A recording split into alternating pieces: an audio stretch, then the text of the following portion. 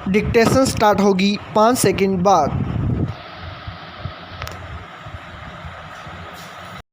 Yes, 15 अगस्त 1947 को भारत जब स्वतंत्र हुआ तो गांधी जी ने भारतीय प्रजातंत्र की विशेषता बताते हुए कहा था कि यहाँ का एक किसान भी भारत का राष्ट्रपति बन सकता है। गांधी जी की यह बात बहुत शीघ्र ही सच साबित हुई जब 26 जनवरी 1950 को सादा जीवन उच्च विचार की प्रतिमूर्ति एवं बिहार के किसानों का नेतृत्व करने वाले एक महान व्यक्ति को देश का प्रथम राष्ट्रपति बनाया गया। वह महान व्यक्ति कोई और नहीं बल्कि बिहार के गौरव डॉक्टर राजेंद्र प्रसाद थे, जिन्होंने भारतीय स्वतंत्रता संग्राम में गांधी जी का साथ देने के लिए अपनी चलती हुई वकालत को तिलांजलि दे दी। राजेंद्र प्रसाद का जन्म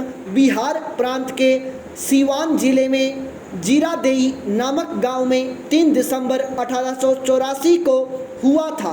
उनके पिता श्री महादेव सहाय एक विद्वान व्यक्ति थे एवं माता श्रीमती कमलेश्वरी देवी एक धर्मपरायण महिला थीं। उनकी प्रारंभिक शिक्षा गांव में ही हुई। राजेंद्र बाबू अत्यंत कुशाग्र बुद्धि के छात्र थे। उन्होंने 5 वर्ष की आयु में एक मौलवी साहिब से फारसी पढ़ना शुरू किया। उसके बाद वे छपरा के जिला स्कूल में पढ़ने गए। जिला स्कूल से पढ़ाई पूरी करने के बाद वे पटना स्थित टी.के. घोष अकादमी में पढ़ने के लिए गए। इसी दौरान 13 वर्ष की उम्र में राजवंशी देवी के साथ उनका विवाह हो गया। वर्ष 1902 में 18 वर्ष की आयु में कलकत्ता विश्वविद्यालय की प्रवेश परीक्षा में प्रथम स्थान प्राप्त करने के बाद राजेंद्र प्रसाद ने कलकत्ता के प्रेसिडेंसी कॉलेज में दाखिला ले लिया। इसके बाद कानून में कैरियर की शुरुआत करने के लिए उन्होंने बैचलर ऑफ लॉ की पढ़ाई पूरी की। उन्होंने अपनी पढ़ाई के दौरान भी भारतीय स्वतंत्रता संग्राम में महत्वपूर्ण भूमिका निभाई। यद्यपि स्नातक स्तरीय परीक्षा उत्तीर्ण करने के बाद ही वे राजनीति में सक्रिय हो चुके थे, किंतु राजनीति में रहते हुए भी उन्होंने अपनी पढ़ाई नहीं छोड़ी और वर्ष 1915 में स्वर्ण पदक के साथ विधि प्रस्नातक की परीक्षा उत्तीर्ण की। उसके बाद उन्होंने लॉ में डॉक्टरेट की उपाधि भी हासिल की। कानून की पढ़ाई पूरी करने के बाद उन्होंने पटना उच्च न्यायालय में वकालत प्रारंभ कर दी। अपने सद्व्यवहार एवं कुशलता के कारण उन्होंने वकालत में खूब नाम कमाया और एक प्रसिद्ध वकील बनकर उभरे। उसी दौरान वर्ष 1917 में जब चंपारण के किसानों को न्याय दिलाने के लिए गांधी जी बिहार आए तो डॉक्टर राजेंद्र प्रसाद का उनसे मिलना हुआ। गांधी जी की कर्मठता, लगन, कार्यशैली एवं साहस से वे अत्यधिक प्रभावित हुए। इसके बाद बिहार में सत्याग्रह का नेतृत्व राजेंद्र प्रसाद ने ही किया। उन्होंने बिहार की जनता के समक्ष गांधी जी का संदेश इस तरह प्रस्तुत किया कि लोग उन्हें बिहार का गांधी ही कहने लगे। वर्ष 1920 में गांधी जी ने जब असहयोग आंदोलन प्रारंभ किया तो उनके आह्वान पर राजेंद्र प्रसाद ने अपनी चलती हुई वकालत छोड़ दी और स्वाधीनता संग्राम में कूद गए। इसके बाद गांधी जी द्वारा छेड़े गए हर आंदोलन में वे उनके साथ नजर आने लगे। उन्होंने नेशनल कॉलेज एवं बिहार विद्यापीठ की स्थापना में मुख्य भूमिका निभाई। गांधी जी के आंदोलनों में सहयोग देने के कारण कई बार उन्हें जेल की यात्रा भी करनी पड़ी। वर्ष 1922 में गांधी जी ने जब सविनय अवज्ञा आंदोलन को चौरा कांड के बाद स्थगित करने की घोषणा की तब उनकी अधिकतर नेताओं ने आलोचना की, किंतु उस समय भी राजेंद्र बाबू ने उनका साथ दिया। वर्ष 1930 में जब गांधी जी ने नमक सत्याग्रह प्रारंभ किया तो राजेंद्र प्रसाद ने पटना में एक तालाब पर अपने साथियों के साथ नमक बनाकर सरकार के नमक पर कर कानून का विरोध किया। इसके लिए उन्हें गिरफ्तार कर जेल भेज दिया गया। पाई पैराचेंज।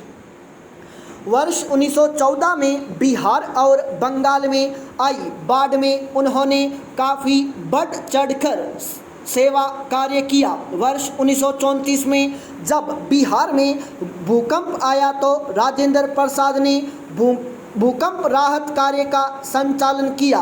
अक्टूबर 1934 में वे बम्बई में भारतीय राष्ट्रीय कांग्रेस के अध्यक्ष निर्वाचित हुए तथा वर्ष 1939 में सुभाष चंद्र बोस के अध्यक्ष पद से त्यागपत्र देने के बाद वे कांग्रेस के कार्यवाहक अध्यक्ष बन गए। वर्ष 1942 के भारत छोड़ो आंदोलन में भी राजेंद्र प्रसाद की भूमिका सराहनीय थी। वर्ष 1946 में जब अंतरिम सरकार बनी तब उनके नेतृत्व क्षमता एवं गुणों को देखते हुए उन्हें खाद्य एवं कृषि मंत्री बनाया गया। इसी वर्ष जब भारत का संविधान बनाने के लिए एक संविधान सभा का गठन किया गया तो उन्हें इसका अध्यक्ष नियुक्त किया गया। 26 जनवरी 1950 को जब भारत गणतंत्र बना तो वे भारत के प्रथम राष्ट्रपति बनाए गए। वर्ष 1952 में नई सरकार के गठन के बाद वे पुनः इस पद के लिए निर्वाचित हुए। वर्ष 1957 में भी राष्ट्रपति के चुनाव में उन्हें विजयश्री हासिल हुई। राष्ट्रपति पद पर रहते हुए उन्होंने कई देशों की यात्राएं भी की।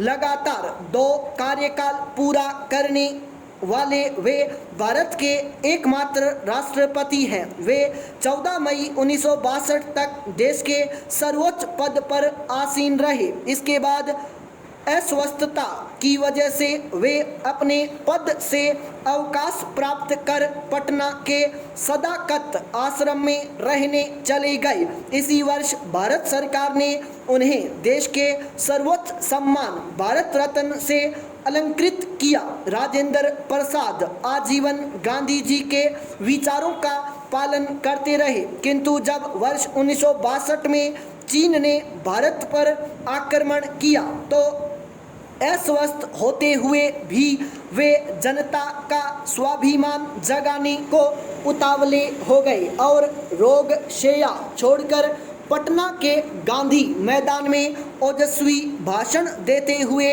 उन्होंने कहा, अहिंसा हो या हिंसा, चीनी आक्रमण का सामना हमें करना है। इससे उनकी देशभक्ति की अनन्य भावना का पता चलता है। यद्यपि राजेंद्र बाबू की पढ़ाई फारसी और उर्दू में हुई तथापि बीए में उन्होंने हिंदी ही ली।